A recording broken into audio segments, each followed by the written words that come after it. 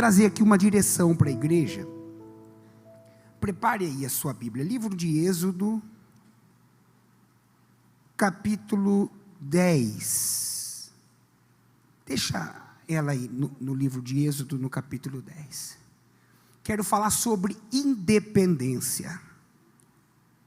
Quero falar sobre libertação. Existem 3 coisas que são preciosas para um homem e uma mulher, especialmente um homem de Deus e uma mulher de Deus.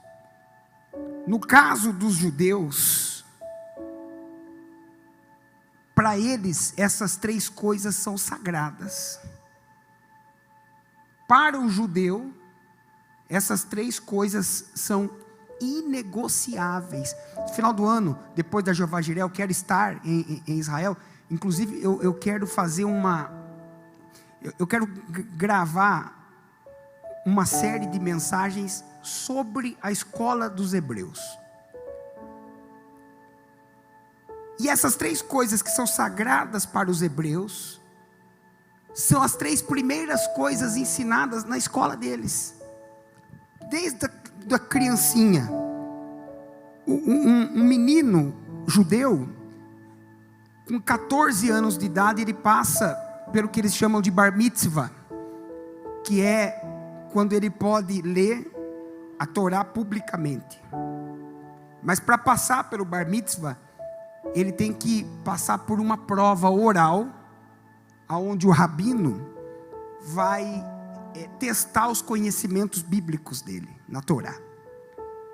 E o menino judeu com 14 anos de idade, ele tem que saber recitar qualquer versículo da Torá que for pedido para ele de cabeça. E na lei judaica, o pai é obrigado a ensinar o filho a Torá até os 14 anos de idade. Isso aproxima pai e filho. Isso cria uma cumplicidade entre aquele pai e aquele filho, porque o pai vai gastar muito tempo ensinando a Bíblia, né, pro filho, e entra dentro do coração daquela criança, daquele jovem, e nunca mais sai. Só que paralelo ao ensinamento da Torá, tem o que eles chamam de escola dos hebreus. E na escola dos hebreus são aplicados alguns princípios que para eles são milenares, que levam a pessoa a viver uma vida de sucesso, de felicidade, de riqueza. E essas 3 coisas são pilares para eles. É inegociável. Quais são as 3 coisas, pastor? Diga assim comigo: o tempo, a família e o dinheiro. São 3 ou recursos financeiros, ou bens, ou patrimônio. Vou resumir, né, por dinheiro, porque a palavra dinheiro no hebraico não existe, né? Nós chamamos dinheiro, e quando a gente fala dinheiro, a impressão que vem na nossa cabeça é o papel. Mas para eles o dinheiro não é exatamente o papel, né? É o patrimônio, são os bens. Quando Jesus fala de patrimônio, Jesus fala de bens de família. Quando Jesus fala de dinheiro, ele fala de ouro. Então, para os hebreus, o tempo, a família e o dinheiro, mas entenda o dinheiro como todos os seus bens, todo o seu patrimônio, tudo que Deus te dá. O tempo, a família e o dinheiro são coisas preciosas e são presentes de Deus que você jamais deve abrir mão, jamais deve negociar no sentido assim de se desfazer, de abrir mão daquilo, de achar que você pode perder aquilo. Veja só, quando nasce esse ensinamento na escola dos hebreus, e baseado em quê? Baseado no Êxodo. O que a Bíblia diz? Quando Deus apareceu no Monte Sinai, Ele disse assim para Moisés. Deus, ele aparece numa sarça.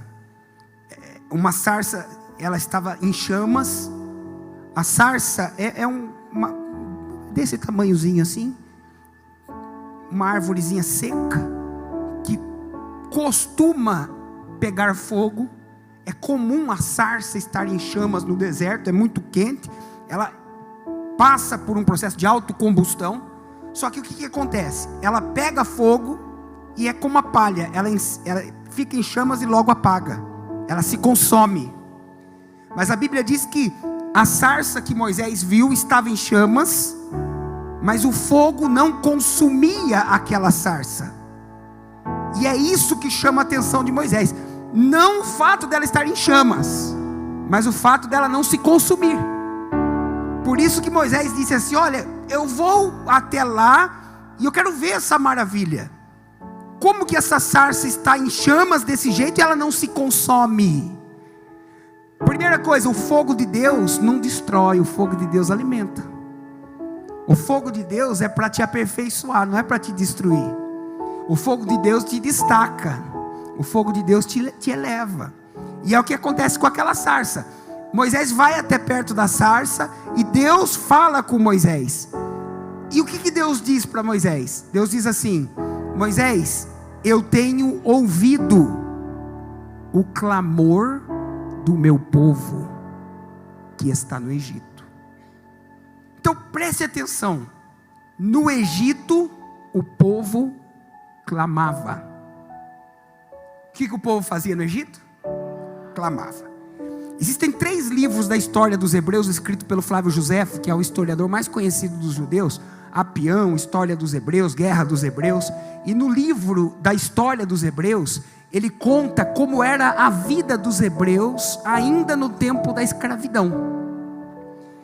E ele narra que lá no Egito, ainda escravos, os hebreus tinham o hábito diário de cultuar a Deus, com louvores, adoração, com dança. Você vê que havia uma prática de louvor, de adoração e de dança dos hebreus para Deus.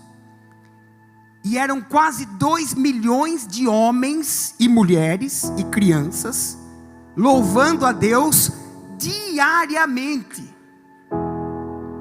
Os homens chegavam do trabalho, que era um trabalho escravo, chegavam do trabalho por volta das 6 horas da tarde, entravam em casa, a esposa, ela tinha uma bacia de água morna, onde ela lavava os pés do marido, cultura do Oriente. Ela lavava os pés do marido, o marido jantava, e ela falava para o marido: meu bem, nós vamos adorar a Deus? E ele falava: nós vamos. Aí aquele marido pegava os filhos pequenos, pegava a esposa de mãos dadas, e a família ia para o centro da aldeia de Gósen, das mansões de Gósen, que agora já não era mais as mansões, era o lugar onde os hebreus eram mantidos cativos. Fica conhecido inclusive como a cidade dos mortos, aquele lugar. Ele leva a esposa e os filhos para o centro daquela aldeia, e ali eles levantavam louvores para Deus todos os dias. Agora imagina o som de 2 milhões de pessoas louvando a Deus toda noite. Que coisa maravilhosa. Os louvores ecoavam pelas aldeias do Egito e chegava até o palácio de Faraó. E isso incomodava Faraó de um jeito, porque ele ouvia os hebreus adorando ao Deus que por ele era desconhecido. E no caso do Faraó, você sabe que Faraó se autodeclarava um Deus. Faraó se proclamava o Horus vivo na terra, o favorito de Ptah, o representante de Deus na terra. Então ele via 2 milhões de pessoas adorando um Deus, ele falava: essa adoração tinha que ser para mim. E isso começa a incomodar o Faraó de um jeito, que ele reúne os seus conselheiros, e ele fala assim: eu preciso calar essa adoração, eu preciso fazer esses homens, essas mulheres se calarem. E eles começam a discorrer algumas ideias de como calar. Vamos proibir, vamos reprimir, vamos bater neles. Só que quanto mais batia, mais eles clamavam a Deus. Até que os sábios conselheiros de Faraó falou assim: vamos dar mais trabalho para eles. Vamos dar para eles tanto trabalho, que a hora que eles chegarem em casa, eles vão estar cansados. E eles não vão ter força para louvar a Deus. De uma semana para outra, Faraó dobra a carga horária de trabalho. As atividades aumentam de uma forma extraordinária. Eles começam a chegar mais tarde em casa, sair mais cedo para trabalhar, ter menos tempo de descanso na hora do trabalho. E acontece o que Faraó pensou. O povo começou a chegar em casa, a esposa lavava os pés do marido, e ela falava assim: meu bem, vamos para o culto, vamos adorar a Deus. Ele falava: eu não tenho força, eu estou cansado, eu preciso dormir. E assim Faraó calou os hebreus por algum tempo. E esse silêncio dos hebreus atrasou a libertação deles, atrasou o êxodo. Porque o que chamou a atenção de Deus lá no Monte Sinai foi o clamor. Quando eles se calaram, Deus se entristeceu com o silêncio. Deixa eu dizer uma coisa para você. E eles aprenderam com essa lição. Eles sabem que eles poderiam ter vencido antes a escravidão no Egito, se não tivessem se calado. Mas a estratégia de Satanás foi roubar o tempo que eles tinham, para que o tempo que sobrasse não fosse um tempo de qualidade, que eles pudessem desfrutar da presença de Deus. Muitas pessoas hoje, mesmo dentro da igreja, homens de Deus, mulheres de Deus, homens de oração, estão muito parecidos com os hebreus nesse sentido. Estão trabalhando muito, saem cedo para o trabalho, voltam tarde da noite. Quantas atividades! Vai trabalhar, depois do trabalho vai para a academia, depois da academia vai fazer o supermercado, depois do supermercado vai para a escola, vai para o curso, vai para isso, vai para aquilo, e a hora que vê, o dia foi, a noite foi, a hora que chegou em casa não deu tempo para nada, e ele fala: poxa, olha, eu queria ter ido no culto, mas não deu tempo, ou eu estava cansado. E com isso o diabo tem roubado o tempo de muitos. Pastor, trabalho é bênção. O trabalho é bênção de Deus, contanto que ele não roube o seu tempo com Deus. Porque tem gente que pensa que é bonito, meu nome é trabalho, meu sobrenome é hora extra, meu apelido é bico, eu não paro, eu sou isso aqui, eu sou essa locomotiva. Meu irmão, todo mundo tem que ter um tempo para Deus, e tempo de qualidade, tempo na igreja, no culto, e TSD, tempo sozinho com Deus, você na sua casa com Deus. Todo mundo tem que ter o tempo no culto com Deus, e o tempo sozinho com Deus, e tempo de qualidade. Mas tem coisa urgente para resolver. Você não pode colocar urgente no lugar daquilo que é importante. Mais importante é você buscar a Deus. Mais importante é você servir a Deus, senão você atrasa a sua vitória. O seu tempo é de Deus. O diabo quer encher você de coisa para fazer. O diabo quer que você pense que é bênção. Você sair 5 horas da manhã para trabalhar, voltar 7 horas da noite, e já ir para o curso, e já ir para aquilo, e já ir para aquilo outro, e chegar 00:30 em casa, os filhos já estão até dormindo, e toma banho, você já capota, já dorme, no outro dia começa essa loucura de novo, e o diabo fala assim: ó, é bênção. Não é bênção, irmão. Bênção é você ir trabalhar, voltar do trabalho, ter o seu tempo para a família, ter o seu tempo para Deus. Isso é bênção. E eu vou dizer para você, se você priorizar Deus na sua vida, o tempo que você investir em Deus, Deus vai voltar na sua vida em bênçãos de uma forma recalcada, sacudida e transbordante. Mas eu vou deixar de fazer um trabalho, eu vou deixar de fazer uma hora extra. Deus vai potencializar o seu salário de uma forma violenta, mas você não vai trocar o seu tempo com Deus. Amém, gente? Diga assim comigo: o meu tempo é de Deus.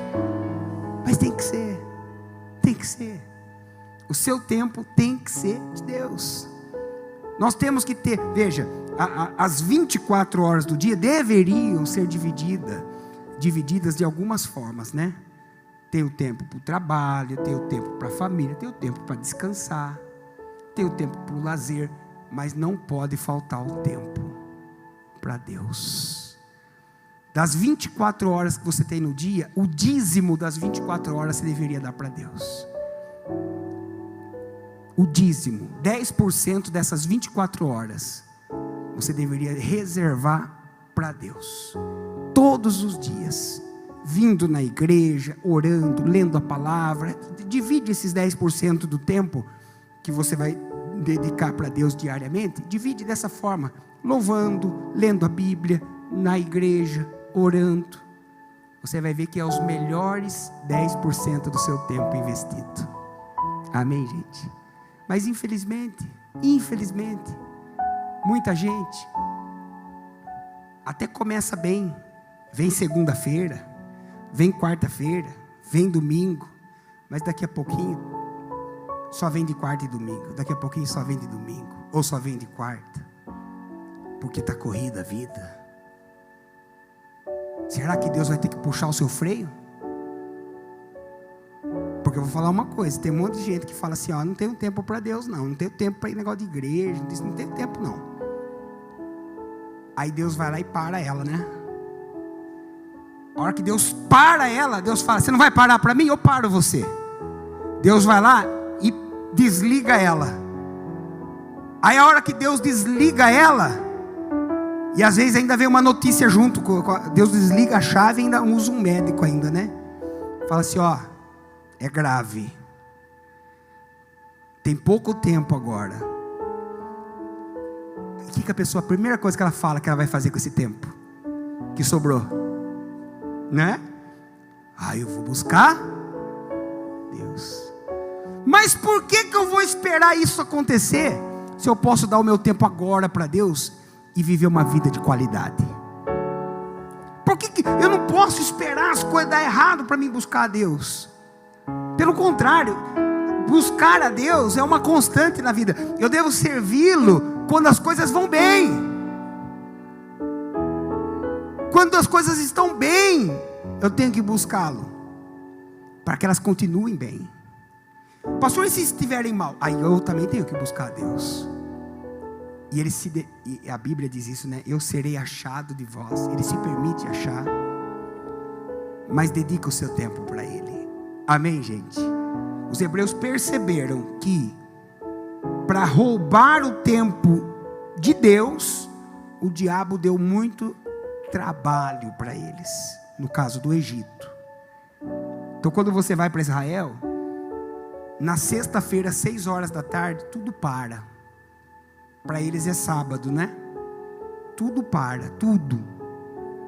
É uma loucura, para. Pra você ter uma ideia, nem o elevador eles não apertam o botão. Não aperta. Eles falam assim, nós não vamos trabalhar. Aí é uma loucura, por quê? Daí você tem 15 andares no prédio, o elevador ele vai parando um por um, porque eles não apertam o botão. Eles falam, não vou apertar o botão, não vamos fazer nada. Você acredita num negócio desse? Shabbat Shalom. Você vai tomar café da manhã no sábado de manhã num hotel, as máquinas de café tudo desligada. Tudo desligada. Você fala assim, mas eu queria tomar um café da máquina, apertar o botão. Não, aqui ninguém aperta o botão. Fala, mas eu aperto, deixa que eu aperto. Não, aqui ninguém aperta. Vai beber no bule. Você entendeu? Parece até exagerado, mas eles estão dizendo assim, ó, o nosso tempo para Deus é de Deus.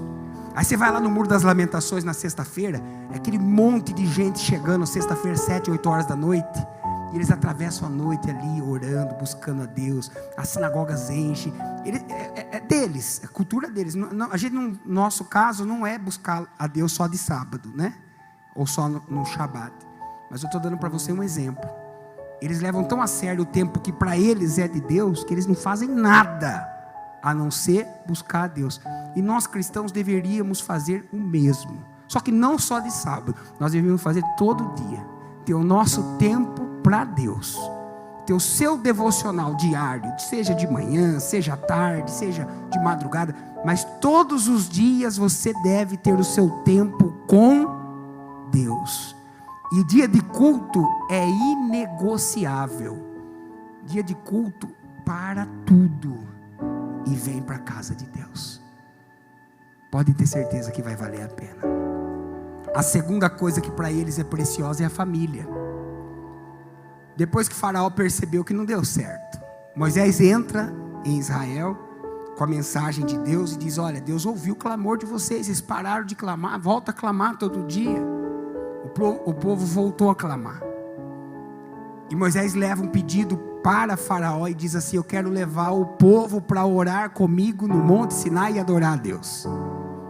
Faraó disse: eu permito que vocês vão para o Monte Sinai adorar a Deus, só que só os homens, as mulheres e as crianças ficam aqui no Egito.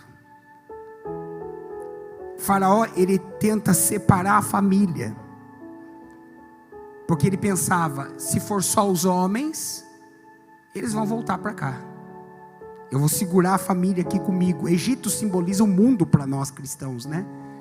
Eu vou segurar a família aqui no mundo, mas vocês que quiserem ir buscar Deus, vocês vão. E essa é uma das estratégias do inimigo até hoje. Você percebe que muitas pessoas se acomodaram. Elas falam assim: ó, eu vou buscar Deus lá em casa, só eu sou crente, mas pelo menos meu marido não implica comigo que eu vou na igreja. É um bom sinal que ele não implique? Pode até ser, mas você não pode se acomodar nisso. Você tem que falar assim: não, ele tem que servir a Deus junto comigo. Eu vejo muitas mães dizendo assim: ó, meu filho não vai na igreja comigo, mas ele não dá trabalho, ele não usa droga, ele não bebe, ele fica lá só em casa, joga com os amigos, videogame, só que ele só não vai na igreja. Irmão, isso é grave. Você não pode imaginar que isso é bênção. Bênção é ele aqui na igreja junto com você. Então o que o inimigo quer? Que você se acomode em vir sozinho ou sozinha para a igreja. Você pode estar vindo sozinho momentaneamente, por um tempo, provisoriamente você vem sozinho, enquanto a família não se converteu. Mas você não pode se acomodar, pensar assim: ah, não, deixa, eu venho, eu busco por todo mundo. Não, você tem que lutar pela sua família até o fim. O diabo quer que você vá sozinho e que você deixe a sua família lá no mundo. Mas Deus quer que você traga a sua família inteira. A Bíblia diz: se você crer, você e a sua casa serão salvos. Amém, gente? Lute, não deixa o filho para trás, não deixa a esposa para trás, não deixa o marido para trás. É claro, tem uma certa idade que o filho chega, e a esposa e o marido que são adultos, você não tem como obrigar a vir na igreja. Mas você não pode desistir de chamar. Você não pode desistir de convidar. Você não pode desistir de pregar, de dar bom exemplo, dar bom testemunho, só falar coisa boa. A igreja não tem só qualidade. A igreja, que eu digo, instituição, seres humanos, né? Nós como onde tem ajuntamento de pessoas, não tem só qualidade. Às vezes tem uma pessoa mal-humorada, às vezes tem uma pessoa que não dá um bom testemunho, às vezes tem uma pessoa que dá uma palavra um pouco mais áspera. Então, no meio onde tem bastante gente, não tem só qualidade. Mas se seu marido não é convertido, você não pode chegar lá na sua casa e falar para o seu marido dos defeitos. Por exemplo, vamos supor que o diácono, ele é mal educado. Não é, os diáconos aqui são todos educados. Mas vamos supor que o diácono é grosso com você.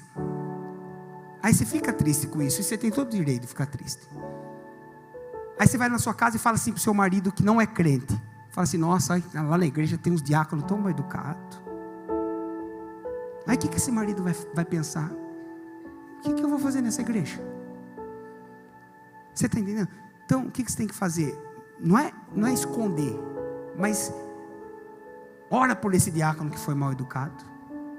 Ora por ele. Às vezes, uma coisa ou outra que você não se agradou, você vai levar para alguém que não conheceu Jesus ainda, e ela vai falar assim, mas viu, se você que está indo, está reclamando, o que eu vou fazer lá?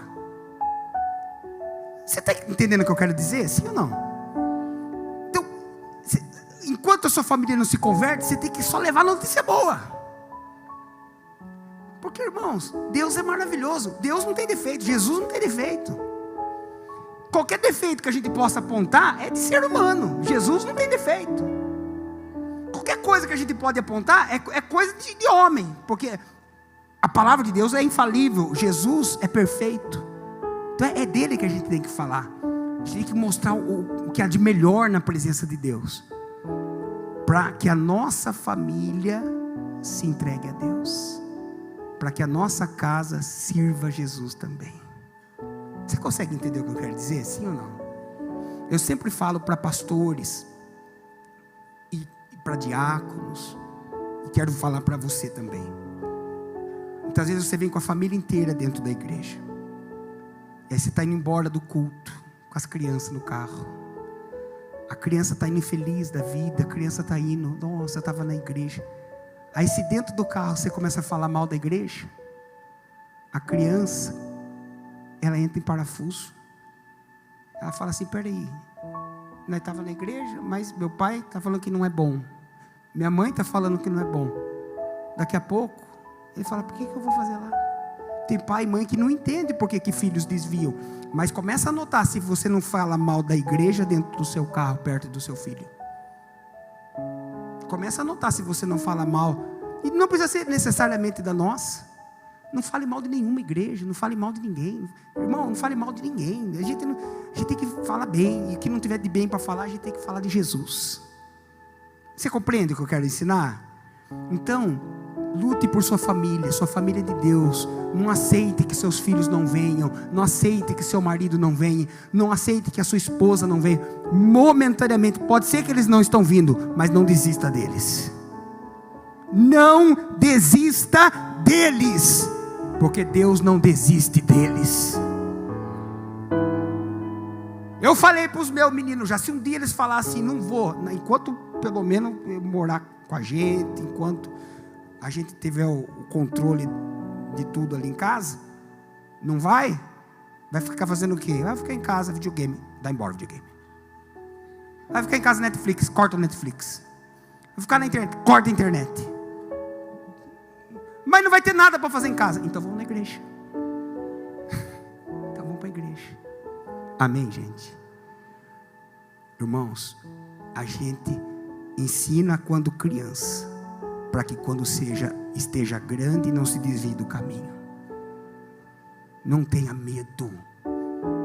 Se você tem o controle, você é o pai, você é a mãe, o melhor presente que você pode dar para o seu filho é ensinar para ele o caminho. A melhor coisa que você pode ensinar para um filho seu é a palavra de Deus, é os ensinamentos do Senhor Jesus Cristo. Não desista da sua família.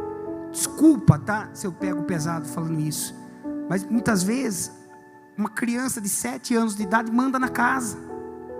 Desculpa, tá, gente? Cada um é pai e mãe. Não quero dar palpite na vida de ninguém, mas eu como pastor quero te ensinar. Muitas vezes o filho de 7 anos que decide o que come na casa, o que não come, o que assiste, o que não assiste, onde vai, onde não vai.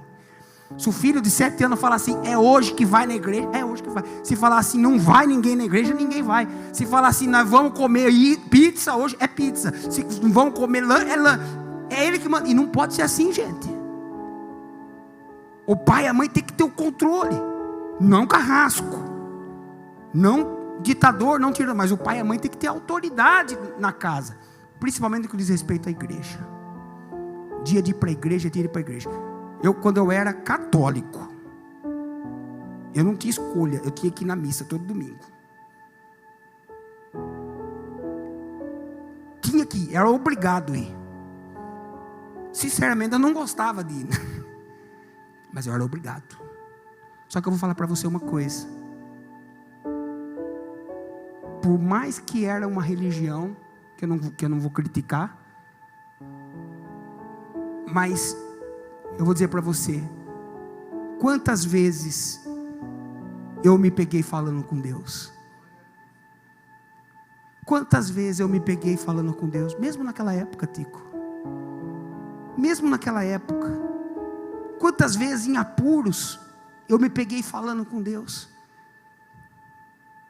Então, não tenha medo de trazer a sua família para a igreja. Se você tem filhos pequenos, traga mesmo. Abençoe seus filhos, abençoe seu marido, abençoe sua esposa. Não desista da sua família. Diga: o meu tempo é de Deus e a minha família é de Deus. Diga: e o meu dinheiro é de Deus. Aí vai terminar aqui, olha só.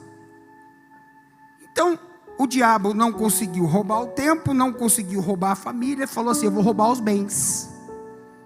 Falou: então tá bom, leva todo mundo, leva essas mulheres, leva as crianças, vai embora. Mas deixa o dinheiro para trás, deixa o gado, deixa o patrimônio, deixa tudo no Egito. E aí Moisés olha para Faraó e diz aqui no livro de Êxodo, capítulo 10, versículo 26. Faraó, também o nosso gado há de ir conosco. Resumindo, Faraó, nem uma unha ficará para trás. O que é meu, é meu. Diga assim: o que é meu, é meu. Veja, nem uma unha ficará para trás. Nós vamos louvar a Deus, nós vamos dar o nosso tempo para Ele, mas nós vamos com a família inteira, e o que é nosso vai junto. O que é nosso vai junto. Então hoje, eles não negociam o tempo, a família, o dinheiro. O que Deus deu, eles tomam posse. E o que Deus te deu, você tem que tomar posse. A sua família é de Deus, o seu tempo é de Deus, o seu patrimônio é de Deus, foi Deus que te deu, e é para você desfrutar com a sua família. Amém, gente? Fiquem todos em pé, por favor, em nome do Senhor Jesus Cristo. Diga assim comigo: o meu tempo, a minha família e o meu patrimônio são presentes de Deus. Diga: nenhuma unha ficará para trás. Feche os seus olhos.